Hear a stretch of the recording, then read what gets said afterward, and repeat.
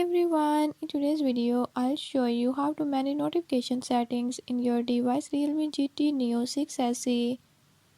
In this video I'm going to tell you how you can do it.